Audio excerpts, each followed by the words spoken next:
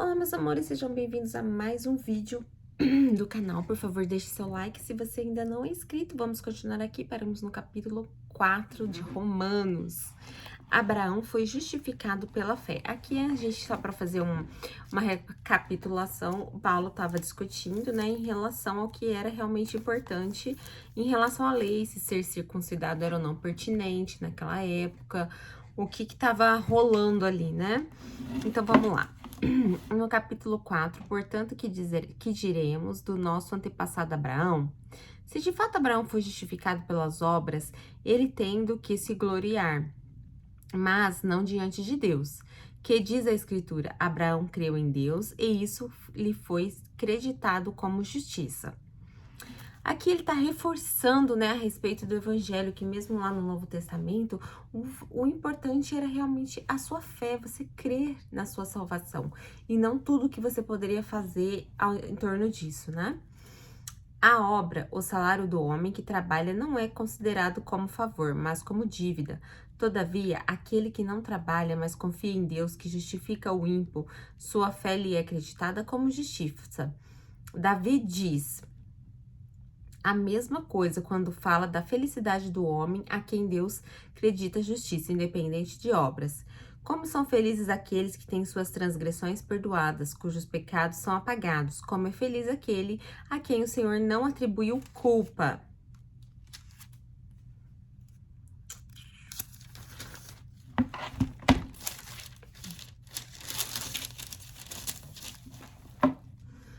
Destina-se essa felicidade apenas aos circuncisos ou também aos incircuncisos? Já dissemos que no caso de Abraão, a fé lhe foi acreditada como justiça. Sob quais circunstâncias? Antes ou depois de ter sido circuncidado? Não, foi depois, mas foi antes. Assim ele recebeu a circuncisão como sinal, como selo da justiça que ele tinha pela fé, quando ainda não fora circuncidado.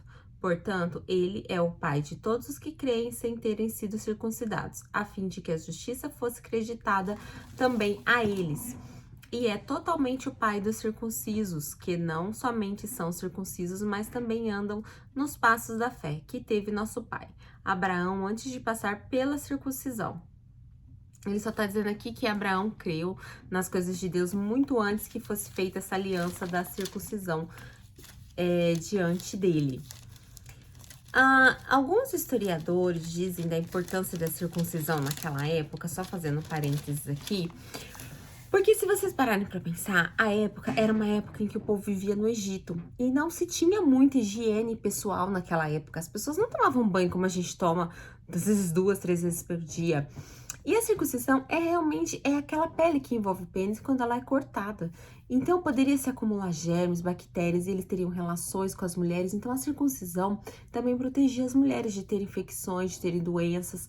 Porque imagina naquela época uma mulher ter uma infecção, o quão difícil era um tratamento, o quão difícil, o quanto poderia acarretar coisas, mais problemas para aquele povo. Porque não era assim, não, a gente quando fala o povo, né, imagina-se uma pequena quantidade de pessoas, mas era uma quantidade considerável, eram muitas pessoas. Então, é importante que a gente tenha noção de que Deus cuidou até disso, né? Porque naquela época realmente era muito pertinente que isso acontecesse para que se tivesse uma higiene mais profunda até mesmo. Então, muitos historiadores olham realmente para esse lado de que Deus realmente cuidou, vendo essa parte da higiene, que era realmente importante que houvesse essa circuncisão.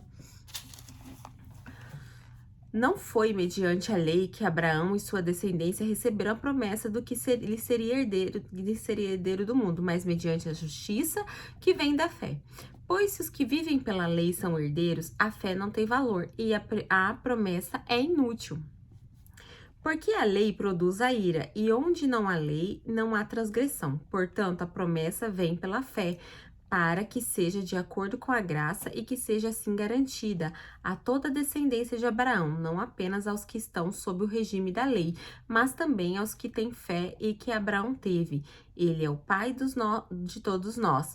Como está escrito, eu o constituí pai de muitas nações. Ele é nosso pai aos nossos olhos de Deus, em quem creu o Deus que dá vida aos mortos e chama à existência as coisas que não existem como se existissem.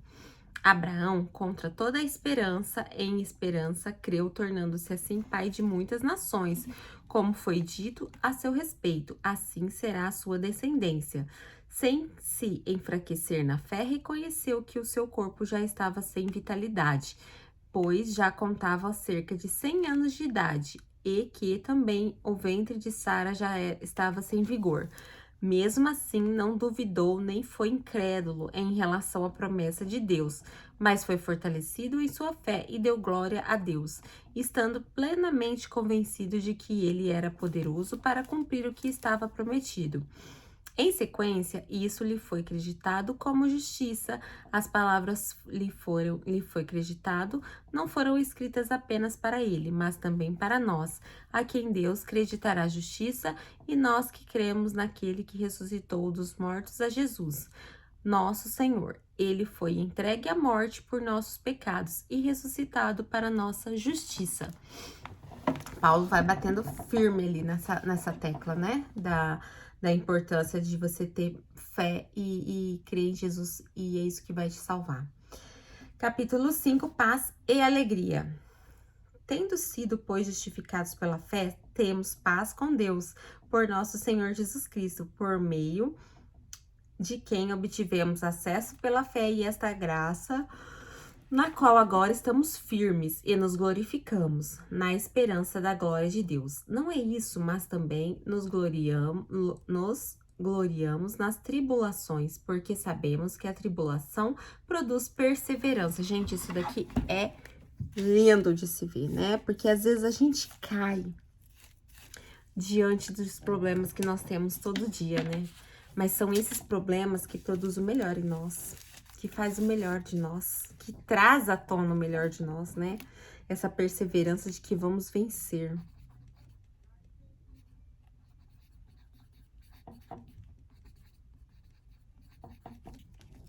Isso é muito, muito, muito lindo.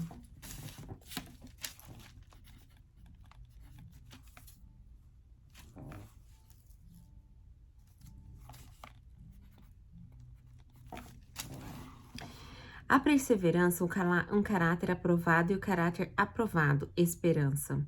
A esperança não nos decepciona, porque Deus derramou seu maior em nossos corações por meio do Espírito Santo que ele nos concedeu.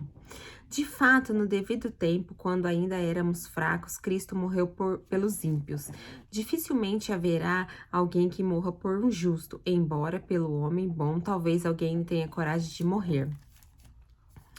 Mas Deus demonstra o seu amor por nós. Cristo morreu em nosso favor quando ainda éramos pecadores. Como agora fomos justificados por seu sangue, muito mais ainda por meio dele seremos salvos da ira de Deus. Se quando éramos inimigos de Deus fomos reconciliados com ele mediante a morte de seu filho, quanto mais agora, tendo sido reconciliados, seremos salvos por sua vida. Não apenas isso, mas também nos gloriamos em Deus por meio do nosso Senhor Jesus Cristo, mediante que recebemos agora a reconciliação.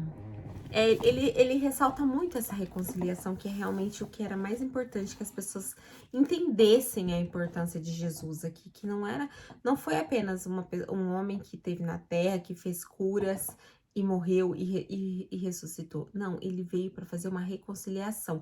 Não era sobre um homem na terra, era sobre um homem que veio para salvar toda a humanidade. Era sobre algo que se tratava de nós, não era apenas sobre Jesus Cristo, não, era sobre Jesus Cristo vir à terra, se reconciliar, fazer uma reconciliação entre nós e Deus.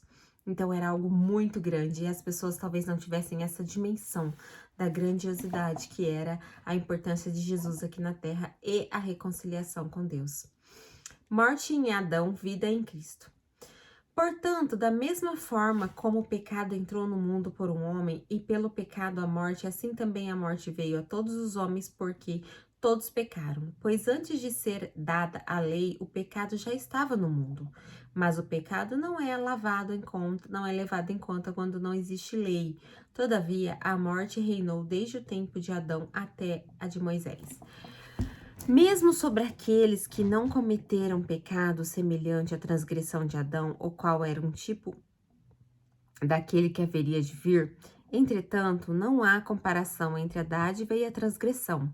De fato, muitos morreram por causa da transgressão de um só homem, mas a graça de Deus, isto é, a dádiva pela graça de um só, Jesus Cristo, transbordou ainda mais para muitos. Não se pode comparar a dádiva de Deus com a consequência do pecado de um só homem.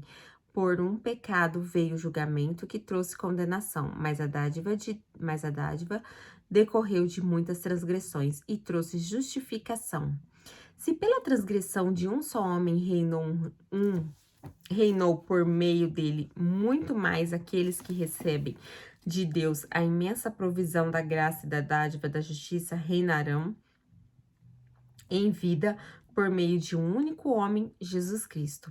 Consequentemente, assim como uma só transgressão resultou a condenação de todos os homens, assim também um só ato de justiça resultou na justificação que traz da vida a todos os homens. Logo, assim como por meio da desobediência de um só homem, muitos foram feitos pecadores, assim também, por meio da desobediência de um único homem, muitos foram feitos justos.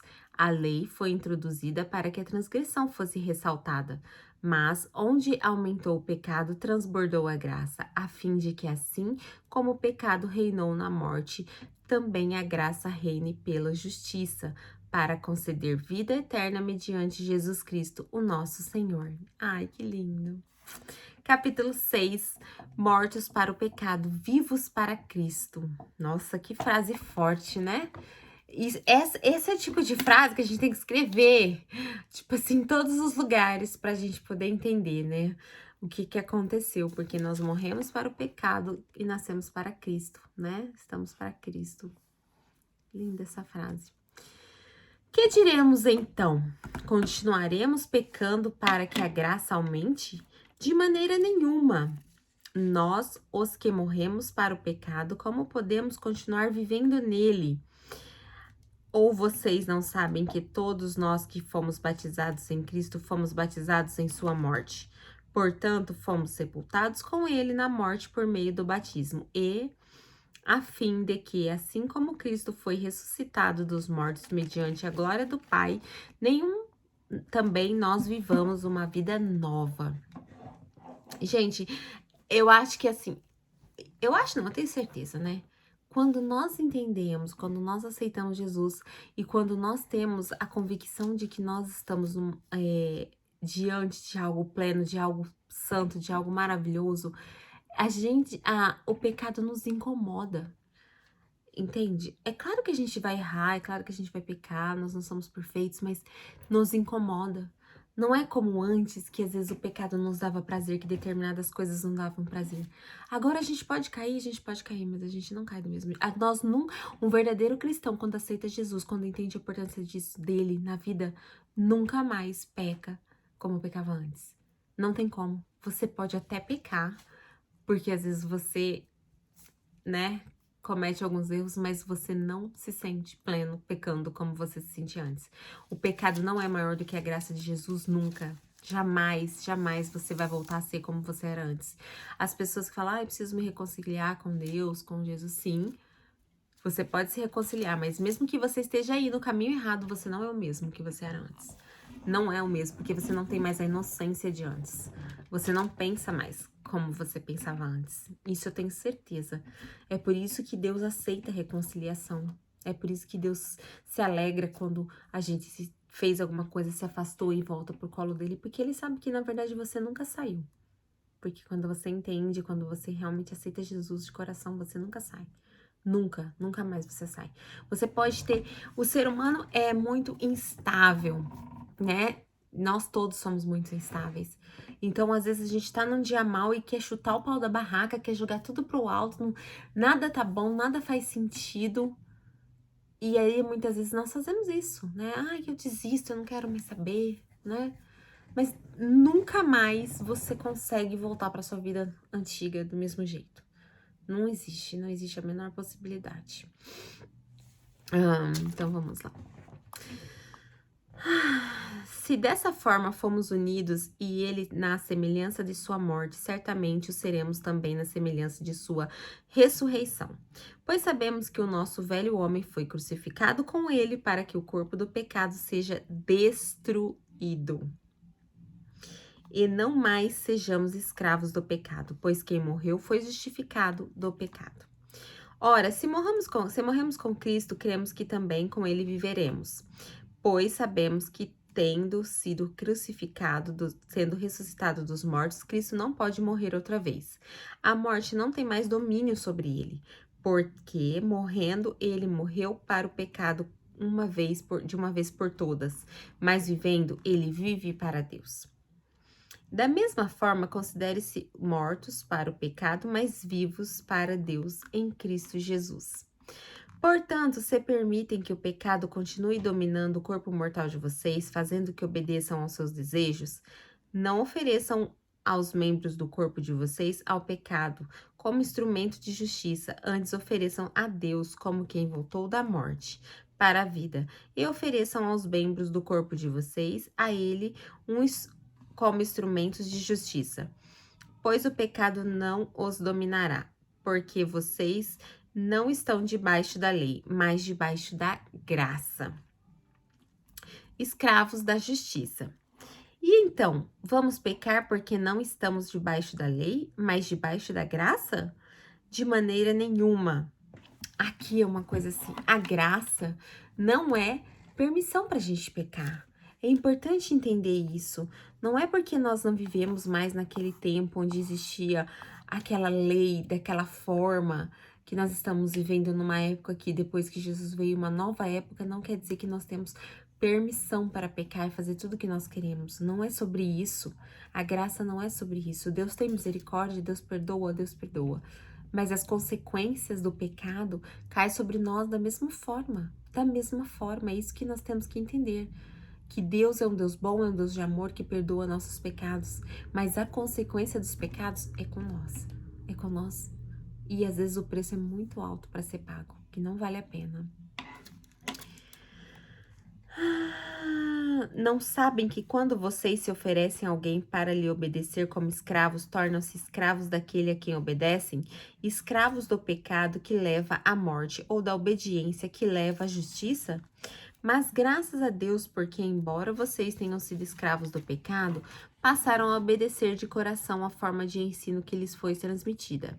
Vocês foram libertados do pecado e tornaram-se escravos da justiça.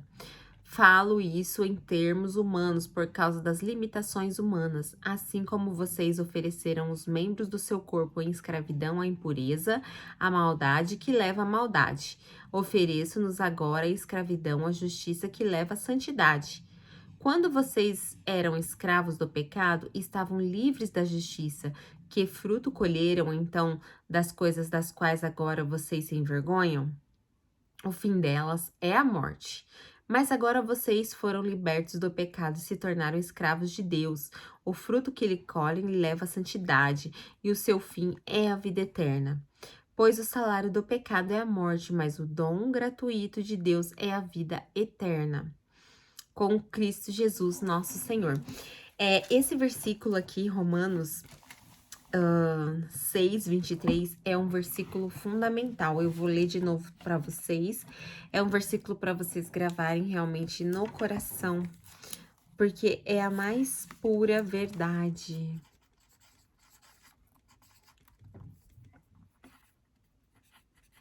E é muito conhecido, provavelmente vocês já ouviram várias vezes aí, as pessoas usam muito esse versículo. Pois o salário do pecado é a morte, mas o dom gratuito de Deus é a vida eterna em Cristo Jesus, nosso Senhor. O salário do pecado é a morte, né? Isso a gente já ouviu. Mas se eu pecar, vou morrer? Todos nós vamos morrer, né? A diferença é a sua morte espiritual. Quando você tem uma morte espiritual, a sua vida nessa terra sem Cristo se torna muito mais pesada. Isso eu tenho certeza. Às vezes nós não temos consciências porque nunca tivemos experiências suficientes com Deus para saber a importância que é ter Ele em nossa vida. Porque quem tem essas experiências com Deus Chega aqui e fala, realmente, o salário do pecado é a morte, e a morte espiritual é pior até do que a própria morte. Capítulo 7, a ilustração do casamento. Meus irmãos, falo a vocês como a pessoa que conhece a lei. Acaso vocês não sabem que a lei tem autoridade sobre alguém apenas enquanto ele vive? Por exemplo, pela lei, a mulher casada está ligada a seu marido enquanto ele estiver vivo, mas se o marido morrer, ela estará livre do casamento. Por isso, se ela se casar com outro homem enquanto seu marido ainda estiver vivo, será considerada adúltera. Mas se o marido morrer, ela estará livre daquela lei, e mesmo que venha se casar com outro homem, não será adúltera. Assim, meus irmãos, vocês também morreram para a lei, por meio do corpo de Cristo, para pertencerem a outro. Aquele que ressuscitou dos mortos, a fim de que venham a dar fruto para Deus. Pois quando éramos controlados pela carne, as paixões pecaminosas despertadas pela lei atuavam em nosso corpo, de forma que dávamos fruto para a morte. Mas agora, morrendo para aquilo que antes nos prendia, fomos libertos da lei para que sirvamos conforme um novo modo de espírito, e não segundo a velha forma da lei escrita.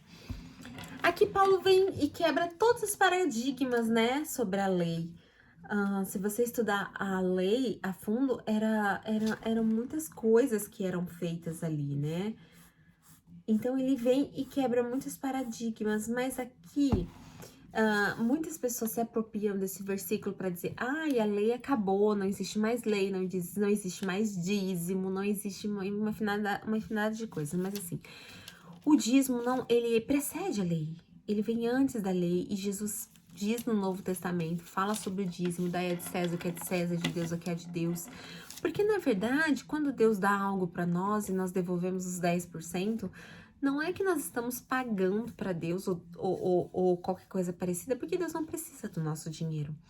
Mas quando nós estamos administrando o dinheiro que Deus nos deu e nós damos os 10% fora uma oferta para ajudar alguém, nós estamos fazendo mais bem para nós, porque nós estamos mostrando nossa generosidade, nós estamos mostrando que Deus é o Senhor da nossa vida e não o dinheiro.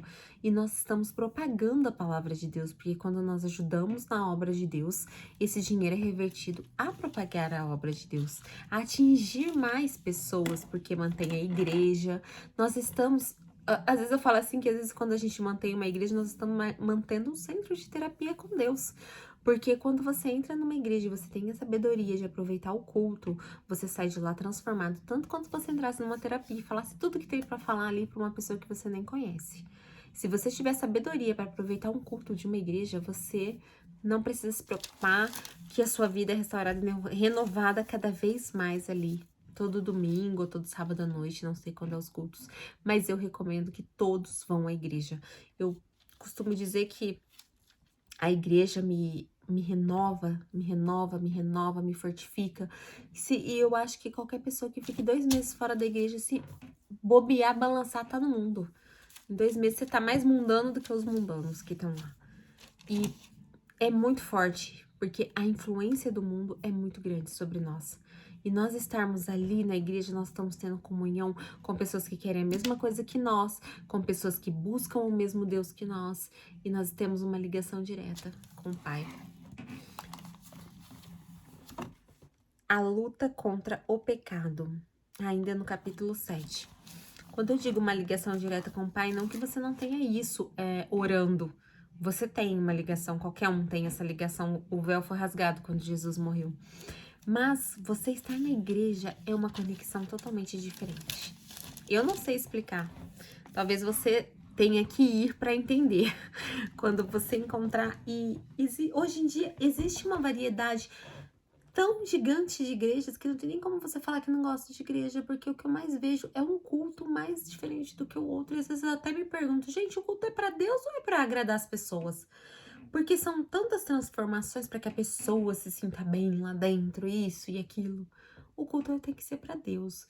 Mas você tá tendo a oportunidade de ser agradado muito ali, escolher um lugar que você se sinta, que tenha mais a ver com você.